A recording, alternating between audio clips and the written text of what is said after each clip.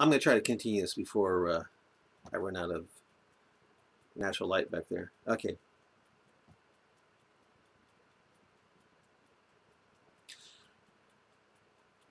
Let's see here.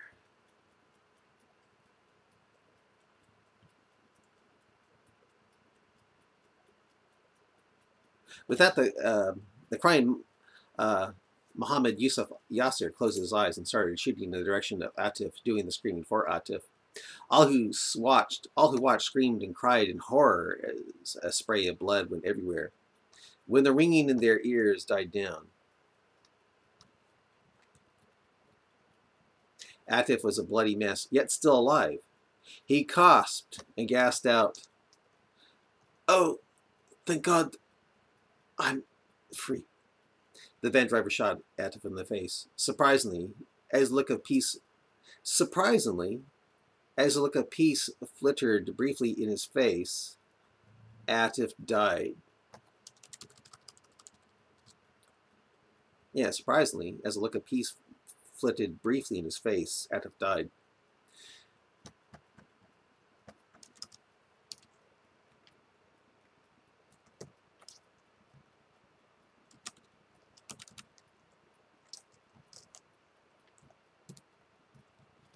Yusuf Yasser had fired 3 shots and 1 to the face. He put the gun down. The lights of a car were coming from the south. Yusuf put the van in drive and floored it. As the van reached 70 miles per hour, the now crying Ziad Jabir said, "Couldn't you have given Atif more time? He's in hell now, forever. His skin is now being burnt off daily, throughout eternity, forever. And he was good. He fought in Allah's cause valiantly. I can't believe you did that to my friend's brother. I can't believe you did that to my friend's brother," said the pickup driver, Muhammad Wali Al-Din, with tears in his eyes. Yusuf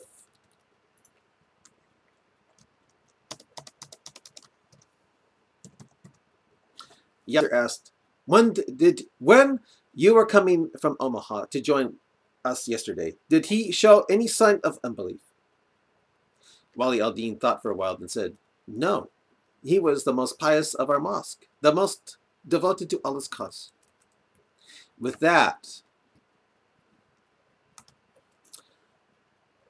Muhammad Yusuf Yasser looked straight ahead at the wheel, then shouted with desperation, destroy that shaitanic Sadi.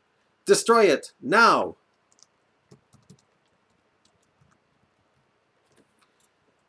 Do you see why we need to get that thing from Kabashi? Do you see it now? Do you see why we... Yeah. Do you see why we need to get that thing from Kabashi? Do you see it now? All the Muslims of the van agreed. But Yusuf Yasser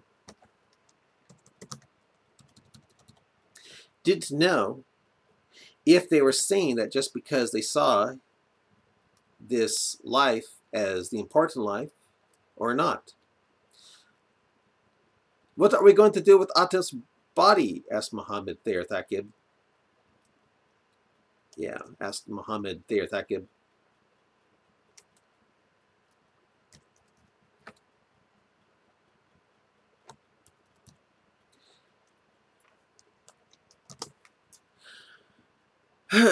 The Muslim in the front passenger seat responded, "Yeah, what are we going to do with Muhammad? Yeah, with Atif's body?" asked Muhammad Thayer Thaqib. The Muslim in the front passenger seat responded, "Oh yeah, responded. Period."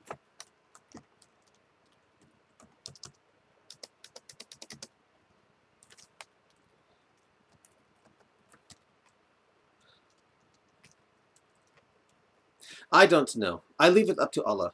Allah will provide. I was thinking of checking out the Snake River Canyon at Twin Falls before we flew back to Seattle and the Mabub to Omaha. I thought it would be a great place for morning prayer. Cold, but pretty place with the snow and all. That might have to change now. Thayer Thakib in the front passenger seat then said, why don't we throw Atif's body off into the canyon? It should still be night by the time we get there. Mohammed Yusuf Yasser thought about it, then said, excellent idea, Mohammed. And if the body is found, maybe the media can say it was a hate crime against Muslims. Yes, that's what will happen. Allah is certainly wise here. It will be Allah's way of keeping the heat on the kafir. No one would expect Atif's brothers in killing him. This will be good. Brother Atif dies Shaheed. He dies glorious martyr, not dies infidel. His family's honor remains intact. He dies in Allah's cause by being killed by trying to kill that evil kafir Daniel Kabashi. Daniel gets the blame for killing him. After all, Daniel proved to us this night that he does have guns. And who knows, maybe it will help ignite more passion from the brothers to the south to do what we failed at tonight. Still, I say we tell the brothers lying in wait for him in LA that Daniel killed Atif and that we tossed his body into the canyon to help frame the kafir in Twin Falls and turn up the heat on kafir everywhere. To make kafir look more evil, to make kafir look even more oppressive against Allah's religion. They will be very pleased we did that with Atif's body if it's found out. Daniel looks evil, and Twin Falls looks like it has haters, so much that it might help the law crack down on kafir everywhere even more for us.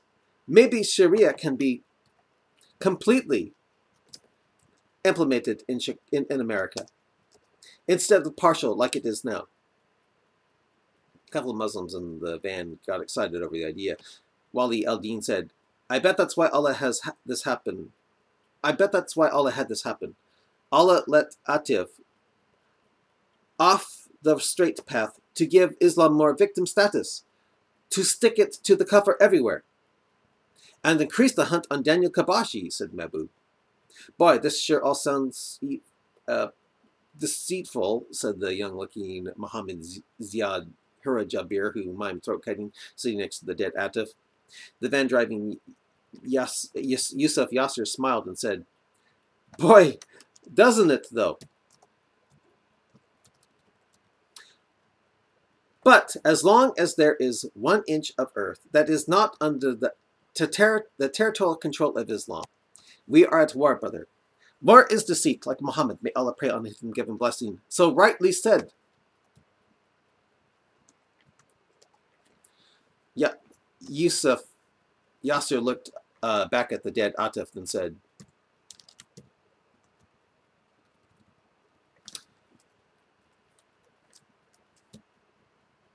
too bad he died infidel. If he died in Allah's cause, all those scrapes and bullet holes would smell like the sweetest musk in paradise now. Who knows what those wounds smell like to him now? Cat sheet, I wonder. The pickup driver, Muhammad Wali al-Din, who was a close friend of Atif, suddenly looked scared. He said, oh no! I just realized something horrible, brothers. What? What? The group all asked, a bit afraid to know. Wali al-Din said, not one of us shouted Allahu Akbar when Atif was being slain. What will happen to us, brothers? Will merciful Allah keep us in hell longer?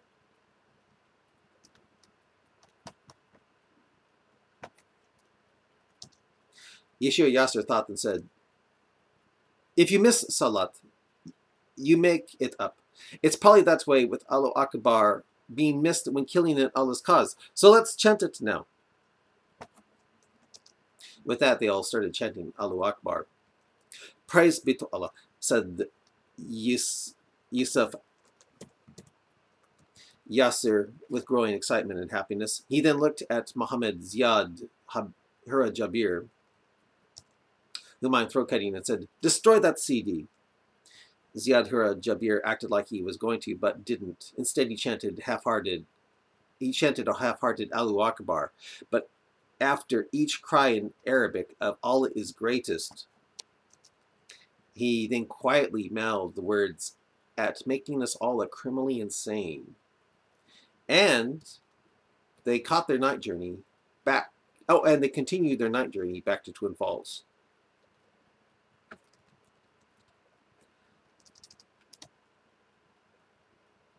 Okay.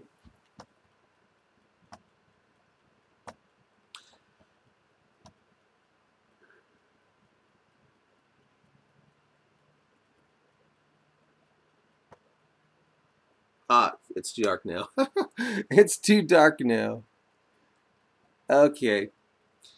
Yeah, it finally got too dark for the thing. Yeah, it's too dark now. All right. Well, this next story I'm about to read is called Under the Well Guarding Stars. The massive truck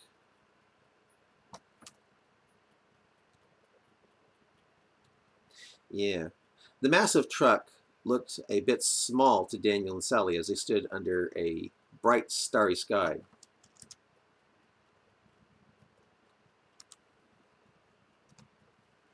The crescent moon had gone down some hours ago, and due to the freshly fallen snow, it seemed a bit like day due to the reflection of starlight off the glistening white snow.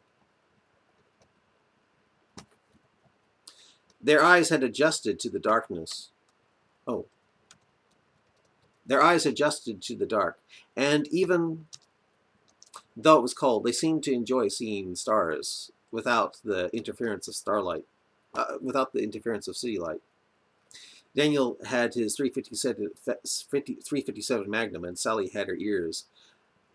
Oh, and Sally had hers as well as Daniel recited a call. Oh, recited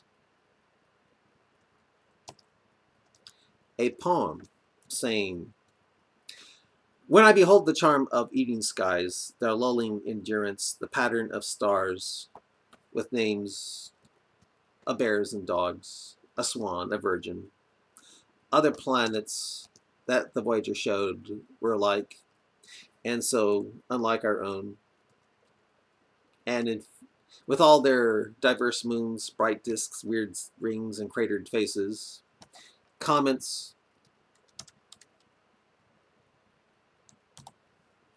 with their streaming tails bent by pressure from our sun, the skyscape of our Milky Way holding in its shimmering disk an infinity of suns.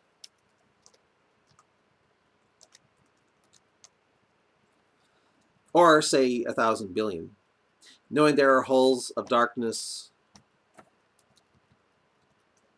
gulping mass and even light, knowing that this galaxy of ours is one of multitudes in what we call the heavens. Well, it enlightens me. It enlightens me."